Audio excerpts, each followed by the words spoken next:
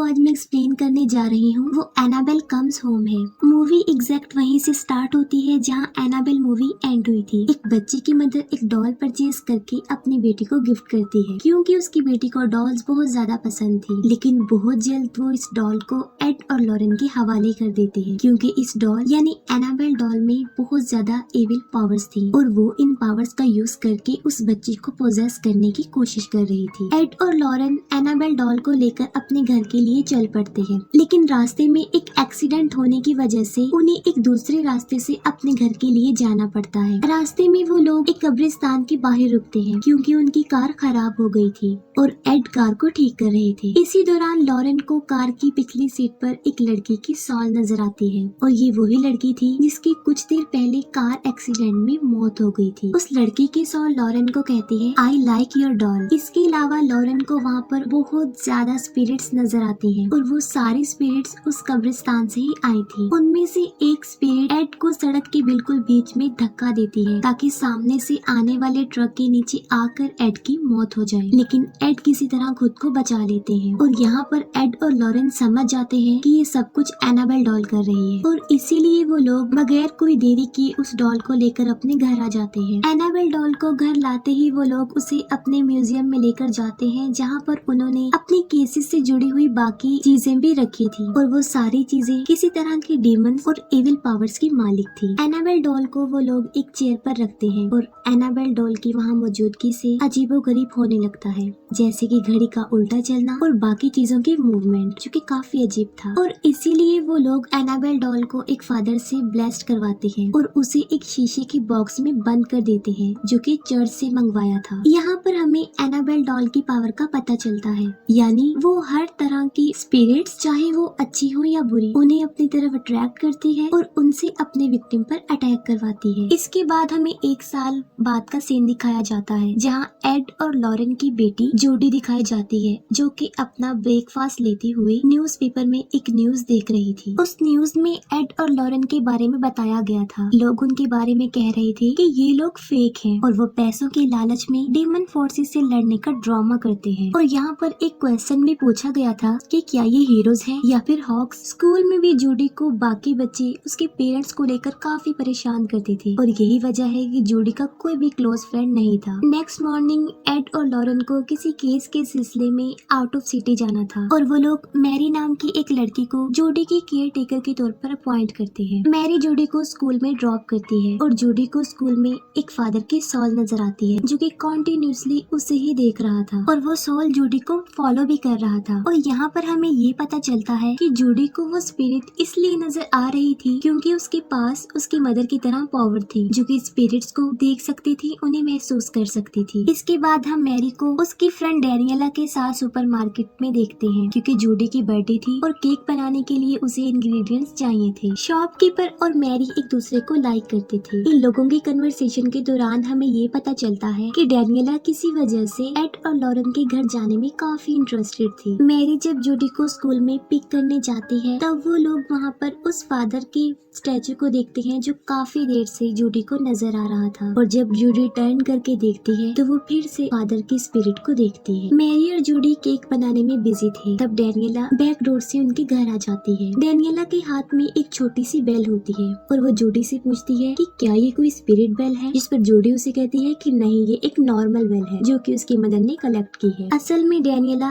Add और Lauren के काम में काफी इंटरेस्टेड थी और वो उनके घर को एक्सप्लोर करना चाहती थी और इसीलिए वो जूडी को रोलर स्केट्स गिफ्ट करती है। तब जूडी और मैरी घर से बाहर जाते हैं और डैनियला घर में अकेली होती है और उसे घर को एक्सप्लोर करने का मौका मिल जाता है। डैनियला वॉरेन के म्यूजियम को ओपन करने की कोशिश करती है लेकिन उसका डोर लॉक था और फिर वो डोर के बाहर से ही स्पिरिट से कांटेक्ट करने की कोशिश करती है लेकिन फिर भी कोई फायदा नहीं होता और डोर नहीं खुलता। वो उस दरवाजे की चाबी को ढूंढते हुए एड के ऑफिस में पहुंच जाती है और एक पिक्चर के पीछे डैनियला को उस म्यूजियम की चाबी मिल जाती है और वो उस चाबी से उस म्यूजियम के दरवाजे को खोल देती है। डैनियला का यहाँ पर आने का मकसद ये था क्योंकि वो अपने फादर जो कि मर चुके थे उनकी सोल से कांटेक्ट करना चाहती थी और जाहिर है इस म्यूजियम से बेहतर जगह और कोई नहीं हो सकती। और इसके बाद वो म्यूजियम के अंदर चली जाती है। डैनियला म्यूजियम में रखे हुए आर्टिफैक्ट्स को टच करती है और इसी दौरान एनाबेल डॉल उस शीशे की बॉक्स में ही गिर जाती है। अब हालांकि उस ग्लास बॉक्स पर वार्निंग लिखा था, लेकिन इसके बावजूद डेनियला ग्लास बॉक्स का दरवाजा खोल देती है। बस ऐसा होते ही जूडी का बर्थडे केक जलने की वजह से फायर अलार्म एक्टिव हो जाते हैं और डेनियला ग्लास बॉक्स को लॉक किए बगैर ही वहाँ से भाग जाती है। यहाँ पर हमें इस बात का अंदाजा हो जाता है कि एनाबेल डॉल जो कि अब बिल्कुल आजाद हो चुकी थी और वो अपने एविल पावर्स का यूज करके अब कुछ भी कर सकती है। और तभी डोरबेल बजती है। मैरी जब दरवाजे के हॉल से देखती है तो बाहर कोई भी नहीं होता, जिस पर वो काफी हैरान हो जाती है। लेकिन मैरी दरवाजा खोल देती है और वहाँ पर उसे एक बच्ची नजर आती है जो उसे कहती है कि उसने एनाबेल डॉल से खेलना है। और फिर तभी अचानक से वो बच्ची वहाँ से गायब हो जाती है, जो कि जाहिर है हैरान कर देने वाला मंजर तो था ही। डेनियला को अपने फादर की सॉल नजर आती है और वो उन्हें फॉलो करते हुए घर के अंदर चली जाती है। जूडी भी डेनियला को फॉलो करते हुए घर के अंदर चली जाती है, जहाँ जूडी को एक रूम में एनाबेल डॉल एक चेयर पर बैठी हुई नजर आती है और वहाँ पर अजीबोगरीब होने लगता है। और बेड के नीचे जूडी को एक नोट मिलता है जिस पर लिखा होता है मिस मी और साथ में क्वेश्चन मार्क। और वहीं पर जूडी को एक शैडो चलता हुआ नजर आता है और तभी अचानक से दी ब्राइड जूडी के सामने आ जाती है और एक चाकू लेकर जूडी पर अटैक करने लगती है। जूडी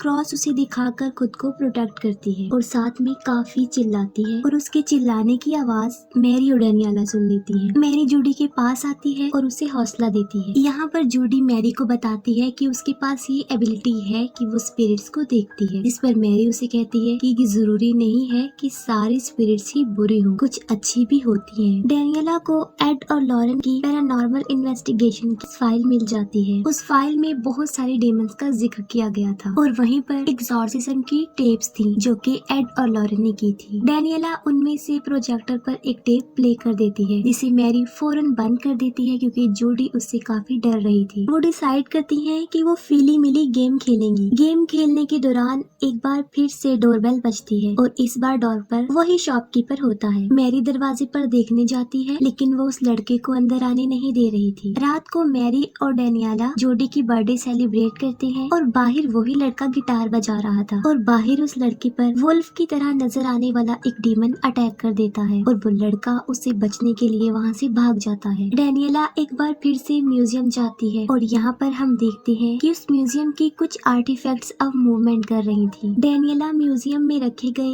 एक ब्रेसलेट की मदद से अपने फादर की सोल को बुलाने की कोशिश करती है और वो इसमें कामयाब हो जाती है और वो अपने फादर की सोल को एक मिरर में अपने पीछे देखते तो अचानक से एक डीमन बनकर उस पर चिल्लाते हैं। डेनियला वहाँ से भागने की कोशिश करती है, लेकिन अब वो अंदर ही बंद हो गई थी क्योंकि वो दरवाजा नहीं खुल रहा था। और यहाँ पर हमें ये पता चलता है कि वो उसके फादर की सोल नहीं थी बल्कि कोई डीमन सोल थी। इसके बाद दूध से भरा हुआ ग्लास टेबल पर अपने आप ही मूव करता हुआ नीचे गिर जाता है और तभी टेप रिकॉर्डर भी अपने आप बजने लगता है और तभी हम एनाबेल डॉल को जूडी के साथ देखते हैं। म्यूजियम में डेनियला एक टीवी को देखती है जो कि इस बात को इंडिकेट कर रहा था कि नेक्स्ट डेनियला किस डायरेक्शन में देखेगी। मैरी को घर में बहुत सारे कॉइन्स मिलते हैं और तभी अचानक से उसे वहाँ पर एक डीमन नजर आता है जो कि कॉइन्स डीमन था और वो मैरी पर अटैक करके उसे इधर उधर घसीटता है। लेकिन इससे पहले कि वो मैरी को जान से मार डालता, मैरी एक लाइट ऑन करके जूडी के रूम की तरफ भाग जाती है। जूडी को अपने रूम में अपने ब्लैंकेट में एनाबेल डॉल नजर आती है और तभी हम एनाबेल डॉल को रोटेटिंग लाइट के शैडो में देखते हैं जो कि बहुत सारे डीमंस में बदलती जाती है और एंड में एक बहुत खतरनाक डीमन में तब्दील हो जाती है और जूडी पर अटैक कर देती है। लेकिन बिल्कुल ठीक वक्त पर मैरी दरवाजा खोलकर जूडी को बचा लेती है। मैरी एड और लॉरेन को कांटेक्ट करने की कोशिश करती है, लेकिन दूसरी तरफ लॉरेन की आवाज में कोई डीमन बोल रहा था। डीमन कहता है कि वो एनाबेल से बात करना चाहती है और एनाबेल को इन लोगों की सॉल चाहिए और घर में लगी बेल्स अपने आप ही बजने लगती हैं। तभी फौरन मैरी और जूडी भी म्यूजियम में पहुंच जाते हैं। तभी अचानक से म्यूजियम में रखा गया टाइपराइटर अपने आप ही चल पड़ता है और वहाँ पर सिर्फ एक ही वर्ड टाइप हो रहा था और वो था मिस मी। वो तीनों किसी तरह बड़ी मुश्किल से म्यूजियम से बाहर आ जाती हैं, लेकिन बाहर आकर मैरी को सांस लेने में प्रॉब्लम हो रही थी क्योंकि उसे अस्थमा का प्रॉब्लम था। मैरी का इनहेलर बाहर कार में था और जूडी उस इनहेलर को लेने के लिए बाहर जाती है और तभी बाहर जूडी पर वुल्फ डीमन अटैक कर देता है। लेकिन बिल्कुल ठीक वक्त पर वो शॉपकीपर वहाँ पर आकर वुल्फ डीमन पर